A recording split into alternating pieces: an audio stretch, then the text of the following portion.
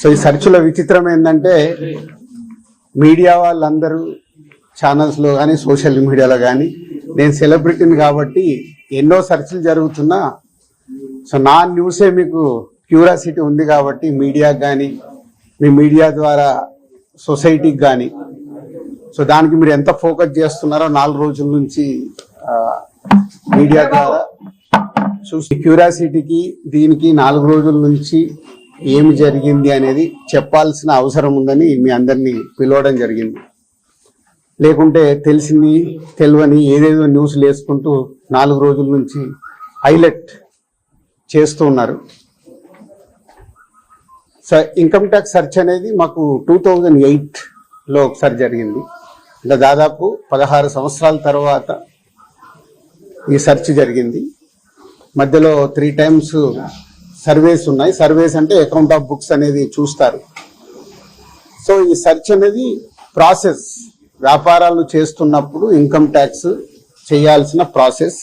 అలాగే మా మీద కానీ అదర్ వేరే ప్రొడక్షన్ హౌజెస్ మీద కానీ ఫైనాన్సర్స్ మీద కానీ నిన్న సెర్చెస్ అన్నీ ఉన్నాయి. పోతే మా దగ్గరకు వస్తే మా కుటుంబం మీద ఏదైతే ఆఫీసు ప్లేస్ ఉందో ఆఫీస్ దగ్గర ఈ సెర్చ్లు జరిగాయి. సో మొదటి 3 రోజులు ఎవరిది వాళ్ళకి ఇండివిజువల్గా సెర్చ్ చేసి స్టేట్మెంట్స్ తీసుకుంటారు. అయిన తర్వాత లాస్ట్ డే నిన్న ఆఫీస్లో కన్క్లూడ్ చేస్తారు. సో మా హౌజెస్లో జరిగిందా కానీ ఆఫీస్లో జరిగిన దాంట్లో కానీ చాలా రిపీటెడ్గా వేసిన కొన్ని కానీ సోషల్ మీడియాలో కానీ ఇంత డబ్బు దొరికింది, ఇంత డాక్యుమెంట్స్ దొరికాయి, అది దొరికింది అనేది కొన్ని హైలైట్ చేశారు. ఎక్కడ కూడా మా దగ్గర డబ్బు కానీ డాక్యుమెంట్స్ కానీ ఐడెంటిఫై కానీ మా దగ్గర నుంచి వాళ్ళు తీసుకున్నది కానీ లేదు. నా దగ్గర ఒక 5 lakhs, మా శిరీష్ గారి దగ్గర ఒక 4.5 lakhs, అలాగే మా డాటర్ ఇంట్లో 6 lakhs, ఆఫీస్లో 2.5 lakhs, మొత్తం బిలో 20 lakhs మా అందరి దగ్గర కలిపి బిలో 20 lakhs ఉంది. అలా ప్రతి ఒక్కటి ఇట్లా వాళ్ళు ఇన్కమ్ ట్యాక్స్ ఏమేమి చూసారనేది ఇలా వాళ్ళది అయిన తర్వాత పంచనామా చేసిస్తారు. సో క్యాష్ రూపంలో అది. అలాగే 5 సంవత్సరాల నుంచి మేము ఎక్కడ ప్రాపర్టీస్ కానీ వేరే దాంట్లో ఇన్వెస్ట్మెంట్ చేయడం కానీ ఎక్కడ ఏమీ జరగలేదు. అది కూడా డిపార్ట్మెంట్కు టోటల్గా అందరి దగ్గరికి వెళ్ళి క్లియరెన్స్ చేసుకున్నారు. ఇది క్లీన్, ఎక్కడ డాక్యుమెంట్స్ కానీ అలాంటివి ఎక్కడేం లేవు. అలాగే బిజినెస్ దాంట్లో ప్రొడక్షను, డిస్ట్రిబ్యూషను, థియేటర్ సైడ్ ఉన్నాం కాబట్టి వాళ్ళకి అన్నీ డీటెయిల్గా కావాలి. డీటెయిల్ అంటే ప్రొడక్షన్ ఎలా జరుగుద్ది, ప్రొడక్షన్లో 24 crops ఉంటాయి. ఆ 24 cropsలో లావాదేవీలు ఎలా ఉంటాయి ఒక్కొక్క సినిమాకి. సో ఆ డీటెయిల్స్ అన్నీ వాళ్ళు తీసుకోవడం జరిగింది. అలాగే డిస్ట్రిబ్యూషన్ సైడ్ ఎలా ఉంటుంది, ఎగ్జిబిషన్ సైడ్ ఎలా ఉంటుంది అనేది వాళ్ళన్ని డీటెయిల్స్ అడుగుతూ అందరి దగ్గర తీసుకొని ఫైనల్గా నా దగ్గర నిన్న ఇవన్నిటిని ఎవరెవరు ఏమేమి స్టేట్మెంట్లు ఇచ్చారు, ఏముంది అనేది ఫైనల్ నాతో నిన్న కన్క్లూడ్ చేశారు. డిపార్ట్మెంటే ఆశ్చర్యపోయింది. అంటే ఇంత దిల్రాజు గారిని మేము ఏదో ఎక్స్పెక్ట్ చేసాం, అలా ఉంటుంది ఇలా ఉంటుంది అని సెర్చ్ జరిగేటప్పుడు దే ఆర్ వెరీ హ్యాపీ. వాళ్ళకు మాకు జరిగిన కోఆపరేషన్లో కానీ దాంట్లో కానీ they are very happy department. ఫర్దర్గా ఆడిటర్స్ డిపార్ట్మెంట్ ఉన్న దాని మీద వాళ్ళు క్లారిటీ చేసుకుంటారు. అన్ని బుక్స్ ఆఫ్ అకౌంట్స్ కరెక్ట్గా ఉన్నాయా, ఇవేమున్నాయి లాస్ట్ 5 years అని అవన్నీ వాళ్ళు చేసుకొని కన్క్లూడ్ చేస్తారు. ఇదైపోతే మా మదర్ది, అమ్మకి 19th రోజు కాఫ్ కోల్డ్ ఎక్కువైంది. 19th అయిన తర్వాత ఇంట్లో వెళ్ళేసి ట్రీట్మెంట్ తీసుకొని వచ్చి ఇంట్లో ఉన్నారు. సడన్గా కాఫ్ ఎక్కువ అవుతే ఇమీడియట్లీ హాస్పిటల్కి పంపించాం. దానికి ఎవరో కొందరు హార్ట్ అటాక్ అని ఇంకేదో అయిందని రకరకాల న్యూస్లు క్యారీ చేస్తారు. She very fine. జస్ట్ 2 రోజులు, షీఈ్ 81 ఏజ్, 2 రోజులు హాస్పిటల్లో ఉండి ఇప్పుడు డిశ్చార్జ్ అయ్యి వస్తున్నారు. She very normal. Lungs infection కొంచెం పెరగడం వల్లే కాఫ్ వచ్చింది, దానికి ట్రీట్మెంట్ తీసుకొని వస్తున్నారు. సో దయచేసి మీడియా వారిని 4 రోజులు జరిగింది కానీ ఇది కానీ మీకు తెలిసిందో తెలియందో హైలైట్ చేసుకుంటే వేయకండి. నేను ఎప్పుడు రిక్వెస్ట్ చేస్తుంటాను. అంటే ఇప్పుడు నా మీద మీకు ఎంత క్యూరియాసిటీ ఉంటుందో ఒక సెలబ్రిటీగా, అలాగే చాలా మందికి అది ఉంటుంది. తప్పుడు న్యూస్ వెళ్ళినప్పుడు అక్కడ వాళ్ళకి ఇటు మాకు తెలిసిన కుటుంబాలు కానీ ఇష్టపడే వాళ్ళు కానీ తప్పు న్యూస్లు వెళ్తాయి. దయచేసి మళ్ళీ నేను ఎప్పుడు చెప్పేదే మళ్ళీ చెప్తున్నాను, తప్పుడు న్యూస్ని బయటికి తీసుకెళ్ళకండి.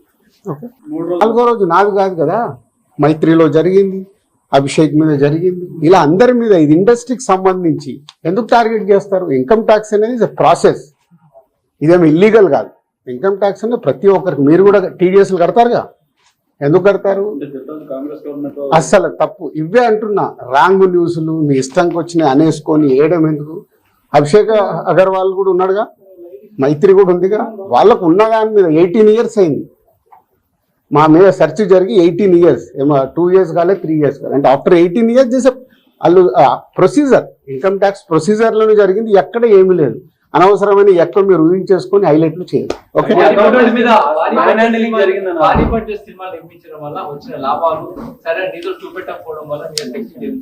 నా దగ్గర కాదండి, మొత్తం జరిగితే మళ్ళీ మీ దగ్గర అంటారేంటి? సో అన్ని జరుగుతాయి, ఇట్స్ ఎ ప్రాసెస్. ఇందాక చెప్పాను కదా, 24 crafts కు ఎలా స్పెండింగ్ చేస్తున్నారు. ఇప్పుడు మా గేమ్ చేంజర్ ఇంత బడ్జెట్ అయింది, ఎలా స్పెండ్ చేస్తున్నారు? They want all accounts. మేము క్లీన్గా ఉండొచ్చు, తీసుకున్నోడు ఉండకపోవచ్చుగా. సో మా దగ్గరికి వెళ్ళి అన్ని డీటెయిల్ తీసుకొని ఎవరెవరికి వెళ్ళాయో వాళ్ళ ద్వారా చెక్ చేస్తారు. ఎందుకంటే TDS, GST, so many process ఉంటాయి. అంతేగాని ఎక్కువ ఊహించేసుకుంటున్నారు, ఏం లేదని. హైలైట్స్ దాంట్లో ఉండకుండా కొంచెం బయటికి రండి అని నా రిక్వెస్ట్. హీరోలకి, టాప్ డైరెక్టర్స్ కి బ్లాక్ ఇవ్వడం వల్లే ఇష్యూస్ వస్తున్నాయి అనేది కూడా వినిపిస్తుంది. మీలో కొంతమంది, మీ ప్రొడ్యూసర్స్ కొంతమంది చెప్తున్నారు, దీనికి ఏమంటారు? మీ ఛానల్స్ కూడా చాలా చెప్తారు, బ్లాక్ ఎక్కడ ఉంది, ఎక్కడికి వెళ్ళి వస్తుంది, నువ్వు సినిమా ఎక్కడ చూస్తున్నావు, ఆన్లైన్లో టికెట్ బుక్ చేసుకుంటున్నావు, 90% బుక్ మై షోలో బుక్ చేసుకుంటున్నావు, పేటిఎంలో బుక్ చేసుకుంటున్నారు. ఎక్కడుంది క్యాష్? 90% అకౌంట్లోనే. అదే అందరు మీరు బుక్ చేసుకుంటున్నారు, సినిమాలు చూస్తున్నారు. అది మళ్ళీ మీ ఊహ. ఎవరికి రావాల్సిన స్టోరీలు ఎప్పుడు రాసుకుంటూనే ఉంటారు, ఎందుకంటే మీకు కూడా హైలైట్స్ కావాలి కదా, లేకుంటే కష్టంగా. నేను మీకు అదేనండి చెప్తున్నా, 2008లో అయింది సెర్చ్ నా మీద. ఎన్ని సంవత్సరాల తర్వాత వచ్చారు? 1, 2 ఓన్లీ నా మీదే అవుతే మీరు మాట్లాడేది రైట్. ఇండస్ట్రీలో చాలా మంది మీద అయింది కదా, సో దానికి లింక్ లేదు కదా. అదే అనవసరమైనది ఊహించుకొని లింకులు చేయకండి అని నా రిక్వెస్ట్. అసలు నేను ఆఫీస్కి వెళ్ళాను, మరి నాకు ఎవరైనా చెప్పలా.